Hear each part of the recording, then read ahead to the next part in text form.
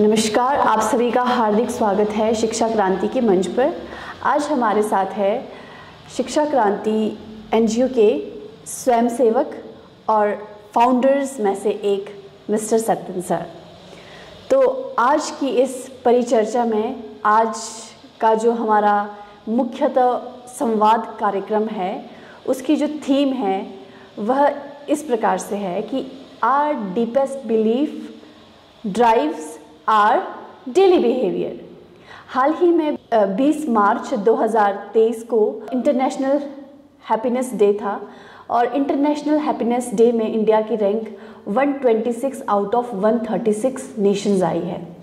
तो जब हम हैप्पीनेस की बात करते हैं कि जो हमारी कंट्री है इंडिया, एक स्पिरिचुअल गुरु की तरह देखा जाता है इंडिया को।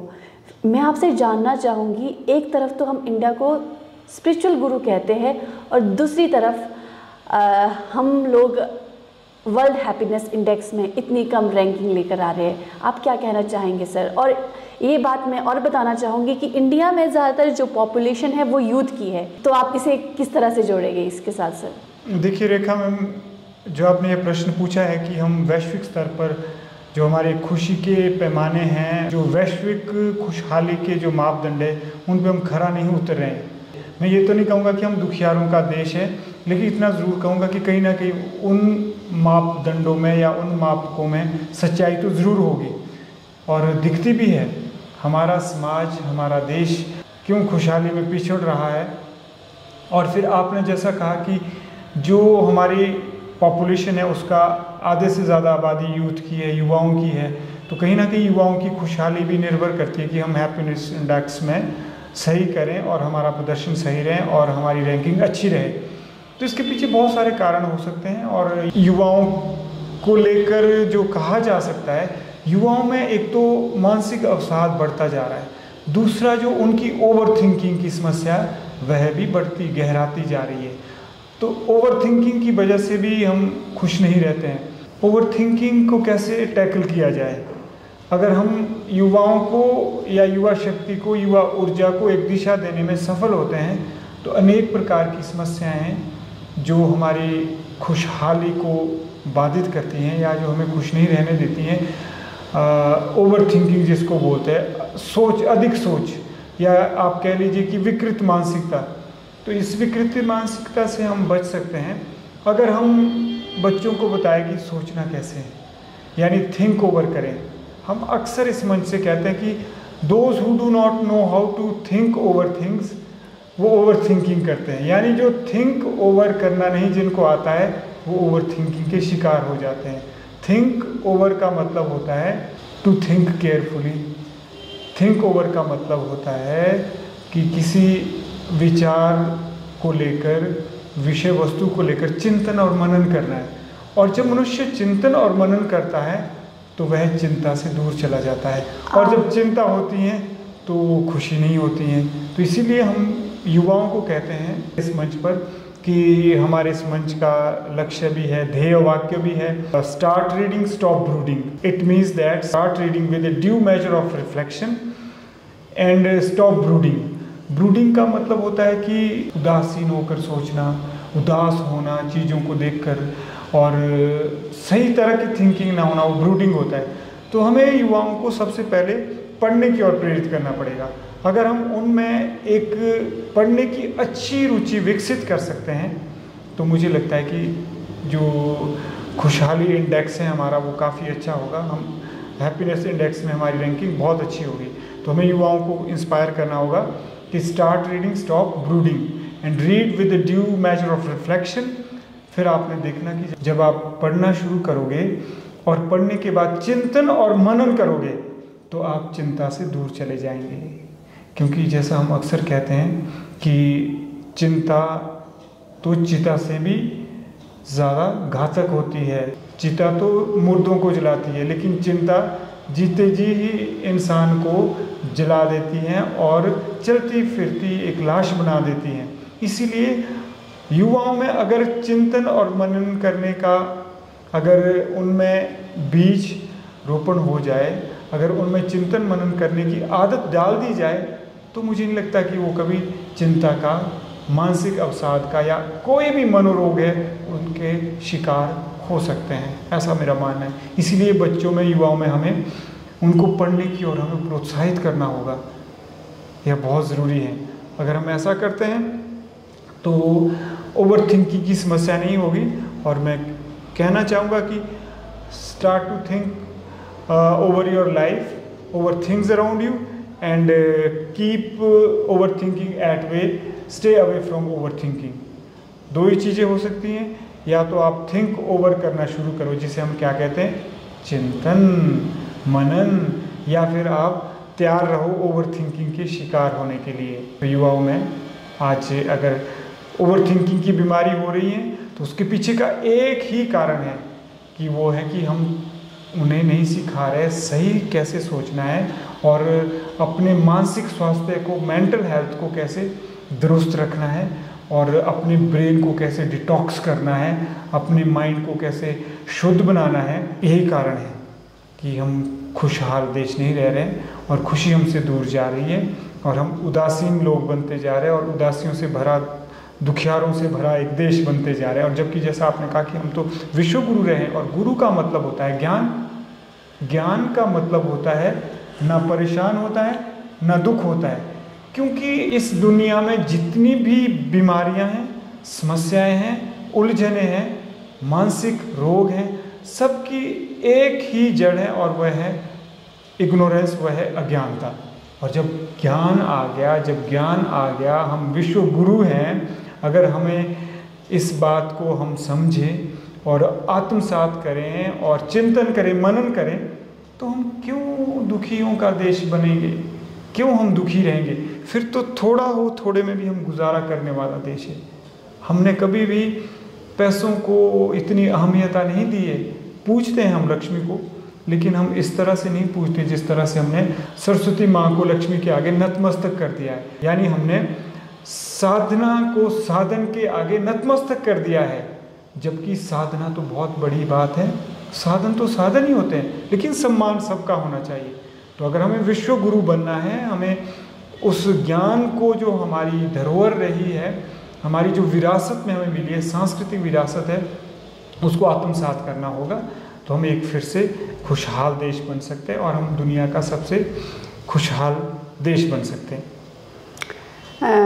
पहले तो मैं यह कहना चाहूँगी कि your words illuminate universal intellect of mystic and sages, जो सदियों से हमारे बीच रहा है। और आपकी बातों को मैं 2-3 लाइनों में कहना चाहूँगी कि आजकल हम सभी लिटरेट हैं, हमें शब्दों का ज्ञान है, हम अध्ययन कर सकते हैं, परंतु अगर अध्ययन में मनन और चिंतन नहीं होगा तो वह अध्ययन मानसिक अवसाद, इमोशनल डिसबैलेंस का कारण बन सकता है। जी बिल्कुल सत्य वचन, और बन भी रहा है।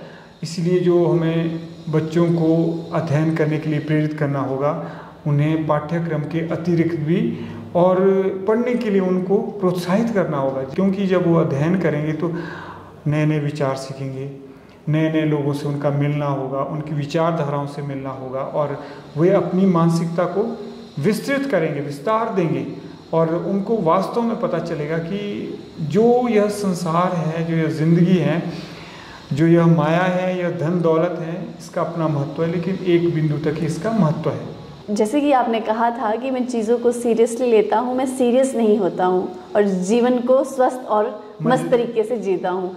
तो आपके लिए इसके क्या मायने हैं, सीरियसली के और स्वस्थ और मस्त? क्योंकि खुशहाली की बात हो रही है, हैप्पीनेस इंडेक्स की बात हो रही है, तो आप देखेंगे कि मैं उदाहरण देकर यह बात समझाना चाहूँगा। मान लीजिए युवा है, उनकी जो वय होती है, उनकी जो उम्र जो होती है वो ऐसी होती है, वो भटकने वाली होती है। अगर वो यह मान के चलते हैं गर्लफ्रेंड बॉयफ्रेंड बनाना कोई बड़ी बात नहीं है, हम बना लेते हैं, कुछ नहीं होने वाला है, और वो क्या करते हैं, वो चीज़ों को सीरियसली नहीं लेते हैं। यानी वो क्या करते हैं, light game, they play light game with the facts of life, with the things that matter lot in life, और उनको वो लाइटली लेते, सीरियसली नहीं लेते हैं। तो क्या होता है, कोई भी मनुष्य या कोई भी बच्चे हैं, जब कुछ भी आनंद लेते हैं या मज़े लेते हैं, यह मत भूल जाओ कि उसके साथ वो जिम्मेदारी भी आती है।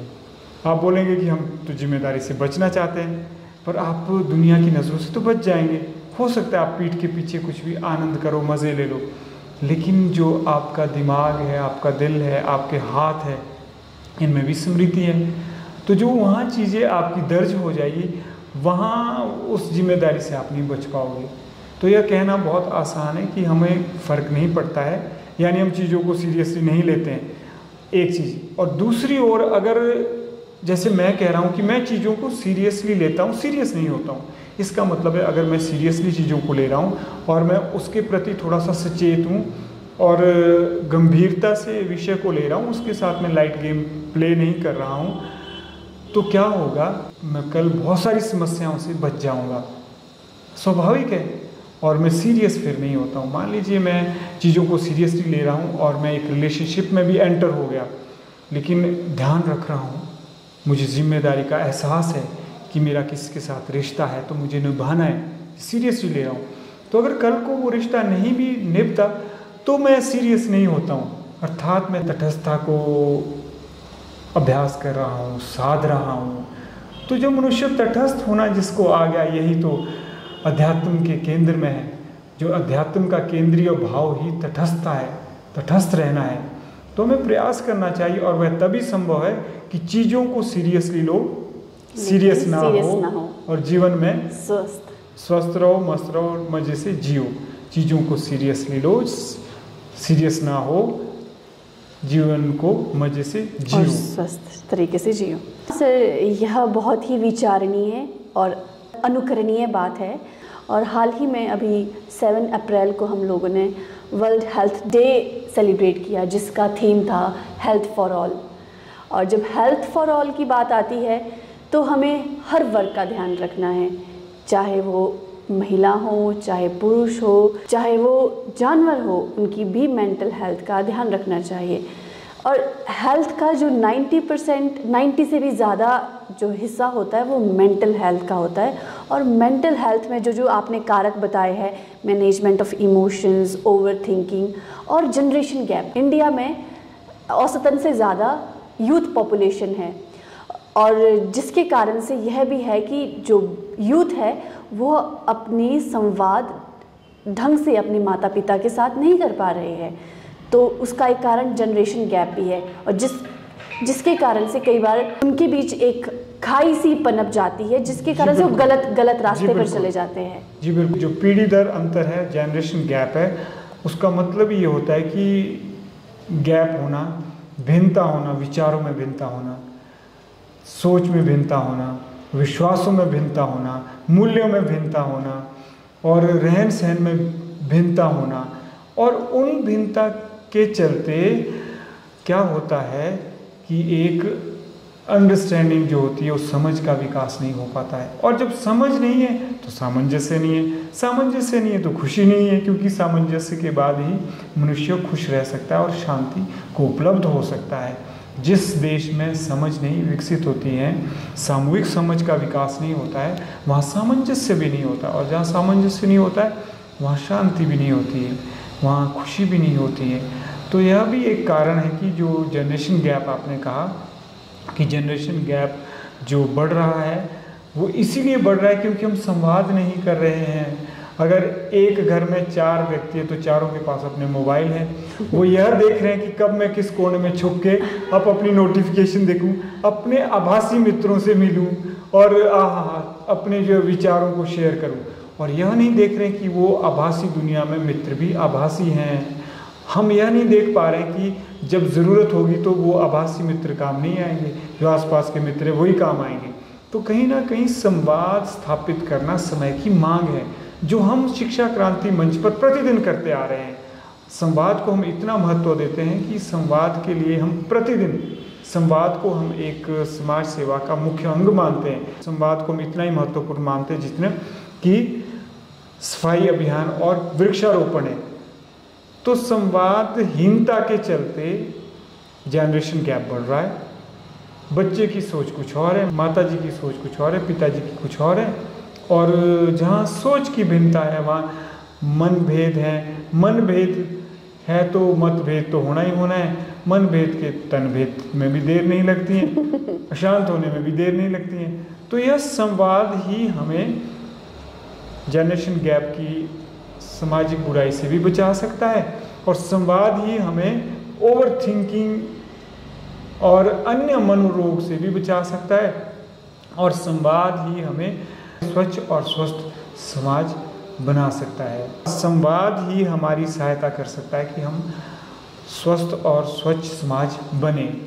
तो संवाद से ही शुरुआत की थी, संवाद से ही समापन की ओर ले जाते हैं, क्योंकि संवाद ही आदि है, संवाद ही अंत है, और संवाद अनंत है। जी सर, तो ज़्यादा समय ना लेते हुए मैं आपसे अंतिम प्रश्न करना चाहूँगी कि जो यूथ है, युवा पीढ़ी है, वह अपने माता पिता को, बड़ों को यह कहकर दरकिनार कर देते हैं कि आपके अंदर मोरालिटी है, और जो बड़े लोग हैं, माता पिता है, बुजुर्ग लोग हैं, वो बच्चों की बातों को टेक फॉर ग्रांटेड इस कथन पे ले लेते हैं कि आप ज़रूरत से ज़्यादा स्वतंत्र है।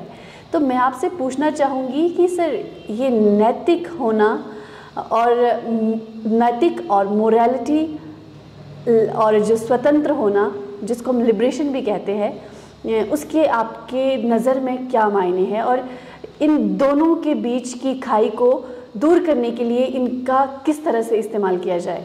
देखिए, जब हम मानवता की बात करते हैं तो हम नैतिकता की भी बात करते हैं, क्योंकि बिना नैतिकता के मानवता को आगे नहीं ले जाया जा सकता है।